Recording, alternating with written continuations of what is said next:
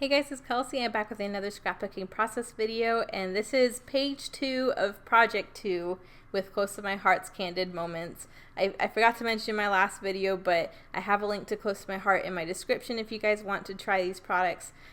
This, again, I know I've mentioned it a couple of times this month, is kind of rolling off of the Mojo series from last year. This is the first time I'm using these products, and I really have found it super helpful for anyone who found the Mojo series helpful as another resource to kind of get you out of your funk, because they give you the products and the layout and the instructions in Ephemera to create your page. And if you want to go off of what they did exactly, then perfect. If you want to tweak it as you go, then that's also great. And as you've seen, I've been tweaking them quite a lot as we've been going, but you can also see that I really leaned heavily on their design to create my pages, and I've been creating these pages so quickly and having so much fun doing it because it just takes out all of the most frustrating parts of a scrapbooker when you're just staring at the projects not knowing what to do. It's really nice having a guideline just telling you, all right, do this, then this, then this, and you get a beautiful page and you didn't have to think too hard about it, which is a really nice break from me rattling my brain to think of new fun designs to do. So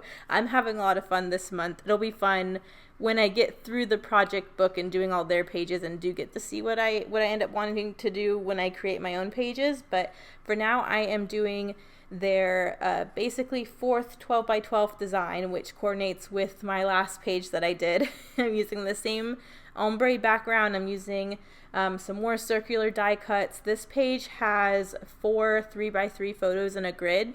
I had 4 4x6 photos that I trimmed into 4x4s. So my grid will be a little bit larger than theirs just because my photos are larger. But again, I don't think it really impedes the design too much. It's really easy to work around their design. They give you a really nice basic go-to and you can just change it how you want. And so it's been really easy to kind of change it kind of for what I need for the photos I'm using as I go. So you can see I did ink the outside of this in the navy ink as well from last month. I will ink the papaya paper that my photo grid is on in the papaya ink. And then you can see there's a large portion of this background that's going to end up covered. So I will gut that a little bit farther on once I get my circles glued down because as I mentioned, I'll be making some of my own pages at the end of creating all of their projects, so I want to have as many scraps to use for that as possible. But I did just go through and punched out all the circles that they incorporated on this page. I'm tone-on-tone inking, so I'm using Close to My Heart's papaya ink for all of the pink colored die cuts. I am using the Catherine Pooler's Stone Blue ink for all the blue and navy colored pieces. And then I believe this is the page where I pull in some yellow ink. Moira sent me this ink a long time ago and I don't know, I lost it until recently when I found it looking for something else. So I was like, hey, I'm doing tone on tone inking. There's yellow elements on this page. I'm going to pull out that little ink pad as well and ink some of the yellow elements in that. So this is the Butter Bar ink, and I do not even know what brand it is, but it's really cute, and I'm really enjoying the tone-on-tone inking in all these different colors because that's something I usually don't get to play with.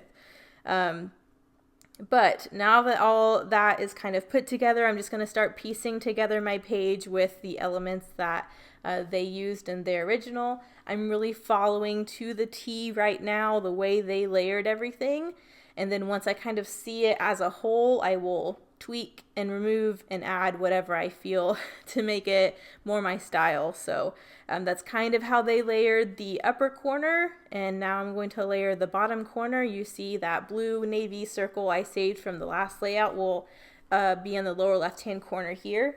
And similar to the last page, when I start trimming up the overhang pieces that are hanging off this page, I will add those to the navy circle over to the left, so that looks just as layery, which I think helps a lot with the overall look. So I'm going to cut for a minute, glue all these pieces down exactly where they are, and then we will be back and we can continue.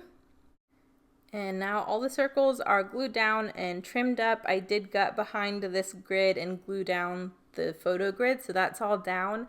But now you can see all of these trimmed up pieces I'm saving. I'm going to start adding to the left hand side just to make that area look a little bit more layered, and I just think that ends up looking better. So that's something I did tweak on mine.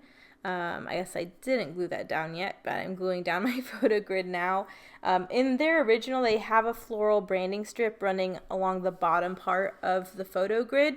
Just for my personal style, I usually like to add these types of pieces on both sides of the photo layers. So instead of doing it along the bottom, I'm just going to add that floral branding strip on the left and right of the photo grid just to add an extra layery detail.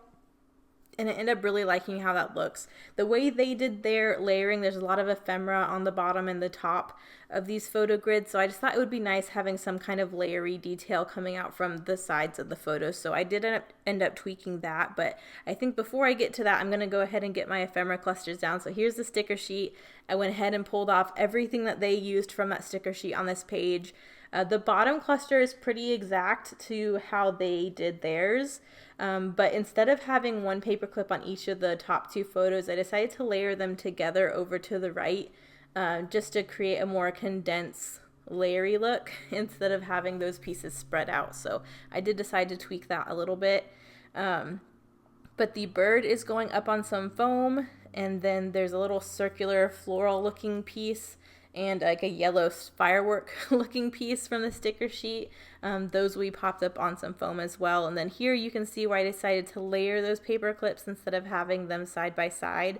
And the paper clip that's on top, which is going to be the yellow one, I popped that up on some foam as well, just so there's some dimension layered around, and it kind of helps break up all those layers, and it makes it look extra layery in my opinion when you have a couple pieces that have some dimension. So I think that looks really cute. I did change that from the original, but that just suits my style better, so I'm really liking that.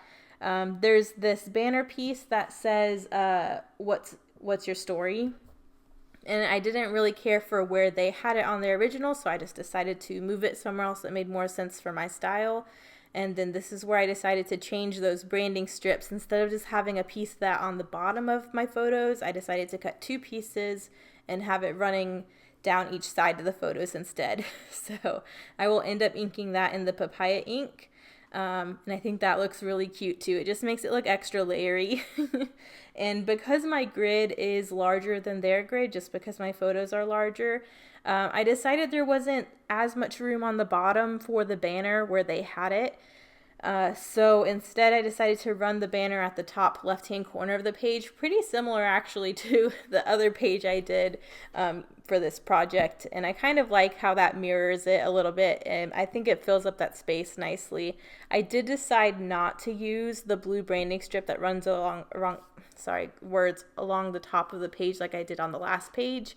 And I think adding the banner up there instead helps compensate for that. So you'll see that in a bit, but right now I'm just inking everything. There's a couple stickers that I wanted to do tone on tone inking, so those are the ones that'll get popped up on some foam. There's that yellow one, and you already saw the blue one I added down there by the clipboard. I'm just going to use that Live Your Best Life clipboard as my title for this page. I really didn't feel like I needed to add more. There is a lot going on with these just multicolored cascade of circles. So it's super, super different from me. But like I said, it was a lot of fun trying something new, and I had a lot of fun making these pages with all of that. So it's just crazy how different it is for me. I kind of felt uncomfortable trying to do this at first because it was so different than what I normally do, but I like how these pages ended up at the end. So this is kind of how I decided to get this banner down. I'm tucking all those triangles at the top of this ruler so I can kind of figure out where it's going to span. And then I'll just one at a time get those layered up there. But I feel like this worked better for me than trying to use a circular piece as a stencil like I did on the last page, because I ended up having to move all those stickers anyways. And my trick to this whole banner thing, at least for me and my style, is I wanted it to really look like it wrapped around the corner. So I just made sure those two triangle banners that ran off the page actually ran off of the page. So I can trim those up and it just looks more finished to me that way. And then I'm just doing my journaling over in this journaling spot that's provided. It says, "You are such a sweet snuggly baby who makes the sweetest faces. It's hard to not take a lot of pictures," which is so true. These are all kind of just miscellaneous pictures that I had, and I just wanted to include all of them in his book for him. So that little cactus toy in the upper right hand photo actually gave him, it vibrates when you pull it. It's super cute. But there's the original. There's mine. I do go in with some of those teal enamel dots that I used on the companion page, so I'm using the rest of those. There are only 3 left, but I got them used up, and then here are the close-ups. So thank you guys so much for watching, and I will see you in the next process video. Bye.